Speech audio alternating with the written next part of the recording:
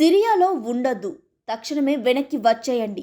లేదా అక్కడే సురక్షితమైన ప్రాంతంలో ఉండండి. సిరియాలో ఉన్న భారతీయులకు కేంద్రం చేసిన హెచ్చరిక ఇది. ఇటు ఇండియా ఒక్కటే కాదు, అటు రష్యాతో పాటు మరికొన్ని దేశాలు కూడా ఇదే తరహా అడ్వైజరీని జారీ చేశాయి. అధ్యక్షుడు బషర్ అల్ అసద్ గద్దె దిగాలంటూ తిరుగుబాటుదారులు భీకర దాడులకు దిగడం, ఇప్పటికే పలు కీలక పట్టణాలను ప్రభుత్వం ఆధీనం నుంచి హస్తగతం చేసుకోవడం సంచలనంగా మారింది. ఈ తిరుగుబాటులో ఇప్పటి వరకు 800 మందికి పైగా మరణించారు. అందులో 111 మంది సాధారణ పౌరులని Syrian observatory for human rights నివేదించింది. యునైటెడ్ నేషన్స్ లెక్కల ప్రకారం ఈ తిరుగుబాటు కారణంగా ఇప్పటి వరకు 3,70,000 మందికి పైగా నిరాశ్రయులయ్యారు. 2011లో ప్రారంభమైన సిరియా ఆందోళనలు ఇప్పుడు మళ్లీ తీవ్ర రూపం దాల్చడం చర్చనీయాంశమవుతుంది. ప్రస్తుతం తిరుగుబాటుదారులు ఉత్తర సిరియాలో భూభాగాల్ని ఆక్రమించి దక్షిణం వైపు కదులుతున్నారు.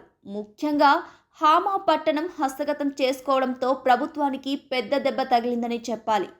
హామా తర్వాత హోమ్స్ పట్టణాన్ని తమ గుప్పిట్లోకి తెచ్చుకోవాలని తిరుగుబాటుదారుల టార్గెట్గా పెట్టుకున్నారు. ఒకవేళ అదే జరిగితే రాజధాని డమస్కస్ కు వివిధ ప్రాంతాల నుంచి రాకపోకలు కట్ అయిపోతాయి. Hayat Tahrir al Sham, HTS లాంటి తిరుగుబాటు గ్రూపులు తమ బలగాలతో ఈ అక్రమాలకు దిగాయి. మరోవైపు అసద్ కు సాయం చేసే వారే కరవయ్యారు. తన జీవితంలో ఎన్నడూ లేని గడ్డు కాలాన్ని అసద్ అనుభవిస్తున్నాడు. 2000 సంవత్సరం నుంచి అసద్ సిరియాకు అధ్యక్షుడిగా ఉన్నాడు. ఆయన కుటుంబమే కొన్ని దశాబ్దాలుగా సిరియాను ఏలుతుంది. అయితే 2011లో అరబ్ స్ప్రింగ్ ఉద్యమంలో భాగంగా ప్రజాస్వామ్యానికి మద్దతుగా సిరియాలో ఆందోళనలు ప్రారంభమయ్యాయి. అయితే అసద్ సర్కార్ ఈ నిరసనలను హింసాత్మక మార్గాల్లో అణిచివేసింది. దీని కారణంగా 5 లక్షల మందికి పైగా పౌరులు మరణించారని అంచనా. ఆ సమయంలోనే అసద్ కు వ్యతిరేకంగా సిరియాలో తిరుగుబాటుదారుల గుంపులు ఏర్పడ్డాయి. ప్రస్తుతం అసద్ పై దండయాత్రకు దిగిన HTS ఒకప్పుడు అల్ ఖైదా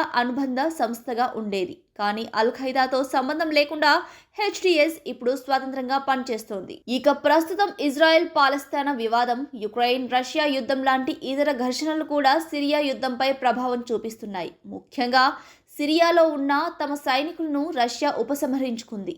నిజానికి పుతిన్ బలగాలు అసద్ కు సపోర్ట్ గా ఉండేవి. 2011 నుంచి అసద్ కు రష్యా అన్ని విధాల సాయం అందిస్తూ వచ్చింది. అయితే యుక్రెయిన్ తో యుద్ధం కారణంగా తమ సైనికులను సిరియా నుంచి వెనక్కి పిలిచారు పుతిన్. దీంతో తిరుగుబాటుదారులకు మంచి అవకాశం వచ్చింది. రష్యా సాయం లేని అసద్ వీక్ అవడంతో తిరుగుబాటు మొదలుపెట్టింది. అలెప్పో, హామా, హోమ్స్ లాంటి కీలక పట్టణాలు ప్రభుత్వ నియంత్రణలో నుంచి లాక్కుంది.